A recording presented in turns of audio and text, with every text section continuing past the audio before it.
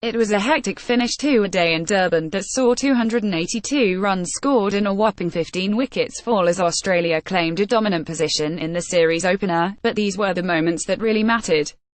Starc slams a pair to cow corner. Australia were in danger of crumbling to a total below 300 after the loss of Tim Paine, 25, and Pat Cummins, 3, with a second new ball in the opening hour of the day. But a stunning counterpunch from Mitchell of the Starc variety allowed Australia to not only gain momentum with a flurry of boundaries, but freed his partner at the other end to continue playing the all-important anchor role. The left-hander certainly rode his luck early in a Morne Morkel over where he collected a trio of boundaries, one of which came courtesy of some sloppy fielding by Keshav Maharaj on the boundary and another he gloved over the slips cordon to race to 12 off 5 balls.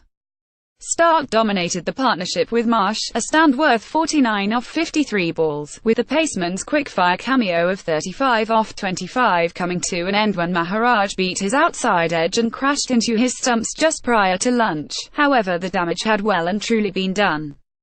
Smith explains importance of Starc's cameo innings. Marsh falls agonizingly short in case there was still lingering doubt following a breakout Ashes series. All-rounder Marsh confirmed he is the real deal with a patient, mature knock to ensure Australia reached what many believe to be an above-par total. A key component in the tourists' innings was their ability to steady following the loss of the wicket, to the point where the only time they lost 2 batters in the space of 5 overs coming with the final 2 wickets of the innings. Resuming on 32 this morning, Marsh played a vital role in the latter half of the innings, with his solid defence allowing Australia to control the flow of the game before he again showed off his immense power to pile on 36 runs off 25 balls after lunch. Unfortunately for the 26-year-old, a famous Test 100 was not to be, with towering quick Morne Morkel raising his hands to pluck a catch from a forceful drive that wasn't quite forceful enough. The 3 times Marsh has passed 50 and failed to reach a ton in Test cricket have all come overseas, but his current form and confidence would suggest a maiden 100 away from home will come sooner rather than later.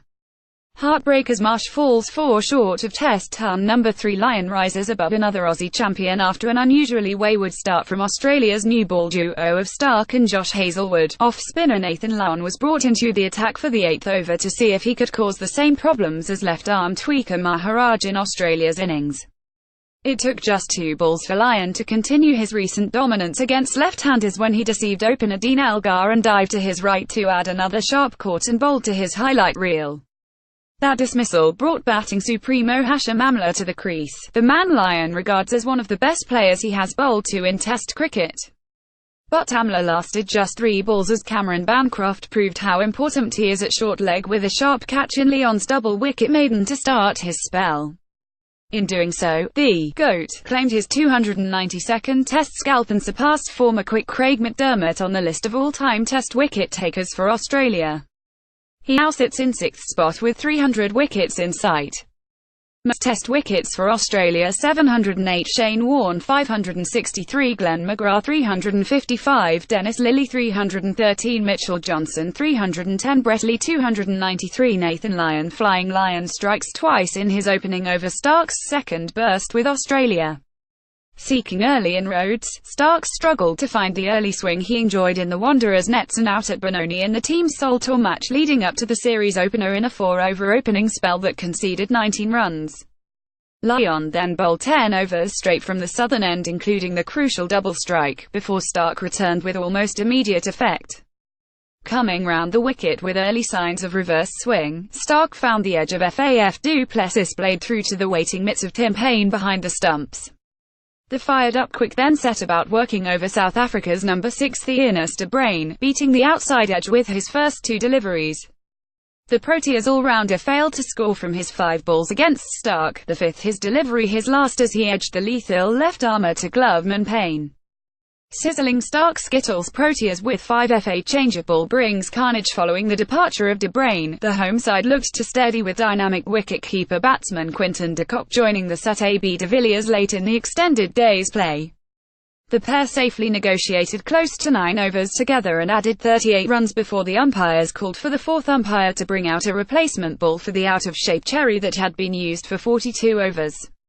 Lyon found the key breakthrough with his first ball of the 46th over, as he spun one past the outside edge of de Kock's bat and into his off stump. Steve Smith soon brought the opening pair of Hazlewood and Starc back into the attack to extract some reverse swing from the replacement ball. Philander edged the first ball from Starc just short of second slip, followed by an unsuccessful review for caught behind the next delivery. The left-armer left little doubt about the follow-up ball as he angled it into Philander, straightened the ball up to take the edge and again combine with Paine for a third time. The innings wrapped up in quick time from there as the Proteas lost 5-16 in the space of 9.4 overs from the moment the replacement ball was called upon. Starc finished with his ninth 5-wicket haul to leave de Villiers stranded on 71, the Proteas superstar seemingly batting on a different surface against a different attack.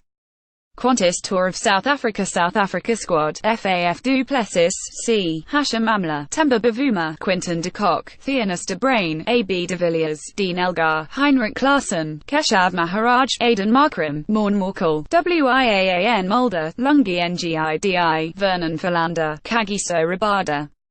Australia squad, Steve Smith, C. David Warner, VC, Cameron Bancroft, Pat Cummins, Peter Hanscom, Josh Hazlewood, John Holland, Usman Khawaja, Nathan Lyon, Mitchell Marsh, Shaun Marsh, Tim Paine, Jai Richardson, Chad Sayers, Mitchell Starc. Warm-up match, Australia beat South Africa A by 5 wickets. Report, highlights First Test Kingsmead, Durban, March 1-5 Second Test St George's Park, Port Elizabeth, March 9-13 Third Test Newlands, Cape Town, March 22-26 Fourth Test Wanderers, Johannesburg, March 30-April 3.